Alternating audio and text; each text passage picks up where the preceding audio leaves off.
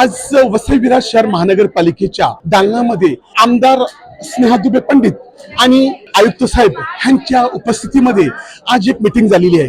ह्या मीटिंग मध्ये काय विषय घेण्यात आले आणि कशाबद्दल मीटिंग झाली ते आपण बोलूया।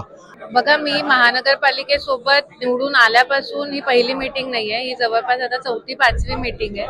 आणि गेल्या महिन्यामध्ये जी आमची मीटिंग झाली होती आणि त्यामध्ये जे विषय डिस्कस झाले होते तर त्या विषयांचं पुढे काय झालं तो आढावा आधी या मीटिंग मध्ये मांडण्यात आला आणि त्यानंतर आमच्या भारतीय जनता पक्षाचे कार्यकर्ते आणि वसईमधले इतर नागरिक सुद्धा हजर होते या मीटिंग मध्ये। त्यांच्या ज्या काही अडचणी होत्या, मान्सून पूर्वच्या ज्या काही अडचणी होत्या, बऱ्याच ठिकाणी रस्ते खोदून ठेवलेले आहेत, मग पाण्याची पाईपलाईन टाकण्यासाठी रस्त्याची गटार, विकास कामांच्या साठी जे काही कामं चालू आहेत ती अजूनही पूर्ण झालेली नाहीये, तर ती पावसाच्या आधी लवकरात लवकर पूर्ण करण्यात यावी असं या मीटिंग मध्ये डिस्कशन झालेलं आहे। परिवहनच्या संदर्भात काही समस्या होत्या, त्या संदर्भात निर्णय होऊन तो निर्णय झालाय। आजच्या मीटिंग मध्ये आयुक्त साहेबांनी मोठा निर्णय जाहीर केला, त्याचं लेखी पत्रही मला दिलं की मी गेल्या मीटिंग मध्ये त्यांना लेखी स्वरूपात मागणी केली होती की जसं एसटीच्या मध्ये महिलांना 50% सवलत मिळते तसंच महानगरपालिकेच्या परिवहन सेवेमध्ये सुद्धा महिलांना 50% सवलत द्यावी।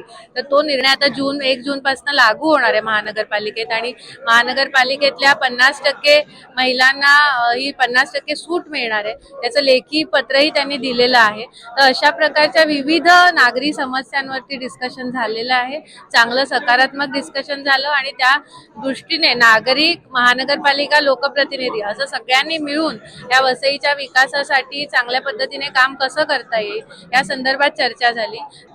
आज तुम्ही इलेक्शन जिंकून आज बरोबर 6 महिने झालेले आहेत आणि आजची मीटिंग ही वेगळ्या पद्धतीने बघितली जाते। तर वसईमध्ये एक महिला जिंकल्यामुळे महिलांसाठी तुम्ही आज काही ठोस असा निर्णय घेतला का?